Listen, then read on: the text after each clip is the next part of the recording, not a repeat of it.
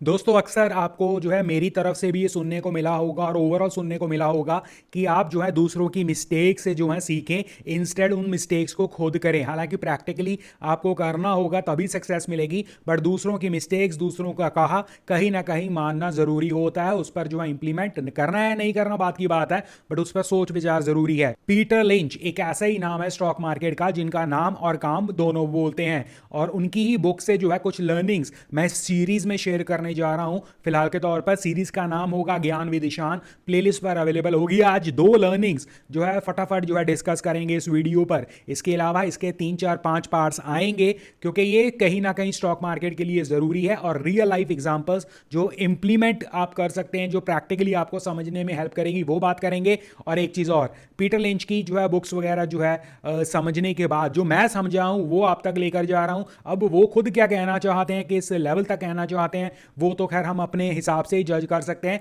तो आप भी अपने हिसाब से जरूर बताइए कि आप क्या समझे, आपको क्या एग्री किया है नहीं। तो पहली लर्निंग है, मार्केट में सबसे बड़ा रिस्क क्या है। सबसे बड़ा रिस्क है इस मार्केट में इन्वेस्ट ना करना, इस मार्केट में पार्टिसिपेट ना करना। एग्जांपल के तौर पर आई डोंट नो कितने लोग जो हैं 2010-2015 की बात से इस मार्केट में हैं। 2008 के जो लोग गए थे वहां पर जो जिन लोगों ने जो है पैसा बनाकर या खोया भी इवन 2008 वाले क्रैश में, अगर उन्होंने पैसा ना निकाला होता तो 2016, 17, 18 तक आते आते वो मुनाफे पे आ जाते, और उसके बाद 2023 तक आते आते और ज्यादा अच्छे खासे मुनाफे पर चले जाते। यस, इसमें बहुत सारी कंडीशंस होती हैं, बट कहीं ना कहीं आप ये मानकर चलिए 2008 के क्रैशेस के ऊपर जो लोग उस वक्त इन्वेस्ट कर रहे थे, जो लोग उस वक्त म्यूचुअल फंड में थे या जिस तरह भी जो है इन्वेस्टमेंट कर रहे थे long term and all that, आप मेजॉरिटी केसेस में उनसे सुनेंगे कि उन लोगों ने बिल्कुल जो है ड्रॉप पर जाकर जो है अपना सब कुछ निकाल लिया था डर के फैक्टर से, और कहीं ना कहीं वो फैक्टर जो है उनके लिए प्रॉब्लमेटिक हुआ और वो वापस मार्केट में कई सालों तक आ भी नहीं पाए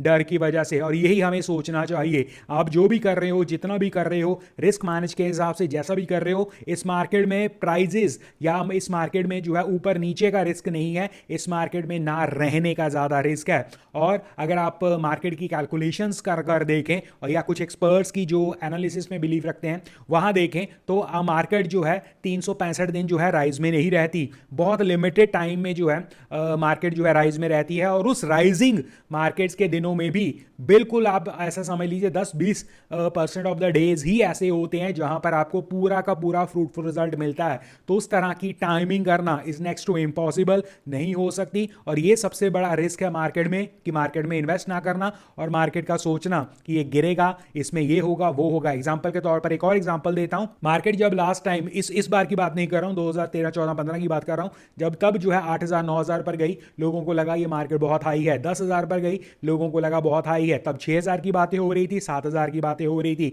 इसी तरह मार्केट जो है 12 पर गई, 12 के बाद 16, 17, 18, 20 तक आते आते बट मेजॉरिटी लोगों से यही सुनने में मिल रहा था कि ये गिरेगी, इसमें ये हो जाएगा, इसमें वो हो जाएगा। इन्वेस्टमेंट के लिए जो है भरे भरे जो है पड़े हैं, साइड पर बैठे हैं कि हम जो है किसी क्रैश में इन्वेस्ट करेंगे, और जब क्रैश आता है तब हम डर जाते हैं। इवन उस सिचुएशन में भी मेजॉरिटी केसेस में जो है क्रैश आपको नहीं दिखता, जब क्रैश दिखता है तब आपके पास पैसा नहीं होता या डर होता है। तो वो सारे सर्कमस्टांसेस को आपको समझना चाहिए।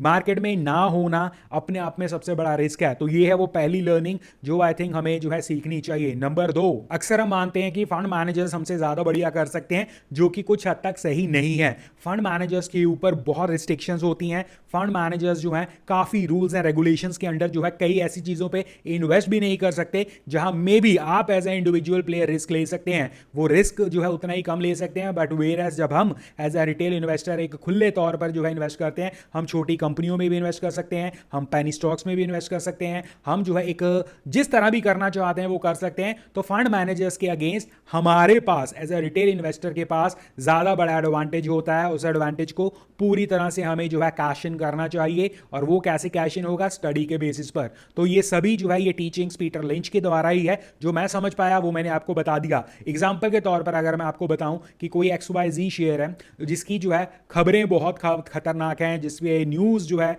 सही नहीं है, बट आपको उसके ऊपर जो है भरोसा है, तो वो जो है मे बी फंड मैनेजर उसमें में जो है वो दाव ना खेल पाए। कुछ ऐसी कंपनीज जो स्मॉल कैप्स हैं, जो बिल्कुल जो है उसमें वॉल्यूम की कमी है, तो वहाँ पर आप, अगर आपकी स्टडी है और आपको लगता है कि आप जो है उससे ज़्यादा जो है कुछ बेनिफिट ले सकते हैं, तो आप उसमें इन्वेस्ट कर सकते हो, बट वो फंड मैनेजर नहीं कर पाएगा। सो ये वो एडवांटेज के तौर पर आप यूज़ कर सकते हैं। तो कैसी लगी आपको ये पहली 2 लर्निंग्स आज की? इसी तरह की और लर्निंग्स जो हमें जो है स्टॉक मार्केट में हेल्प करेगी, वो इस सीरीज़ में आएगी। सीरीज़ का नाम है ज्ञान विद ईशान। मैं प्लेलिस्ट पर जो है अपलोड कर दूंगा। बाकी आप मुझे बताइए, होपफुली आपको जो है अच्छी लगी हो वीडियो। लर्निंग वीडियो थी, क्विक बनाने की कोशिश है मेरी, सो दैट आपको पॉइंट टू पॉइंट जो है चीज़ समझ में आ सके। आप एग्री डिसएग्री कर सकते हैं, अपना व्यू भी जो है कमेंट सेक्शन में दे सकते हैं। इसी प्रकार की 3 4 5 वीडियोस और आएंगी। Stay tuned. और आपको जो है लाइक करना, शेयर करना, सब्सक्राइब करना मत भूलिए चैनल को। और हमेशा इस चैनल पर टीम पार्टिसिपेट जैसा नंबर इन। धन्यवाद। Take care, bye bye.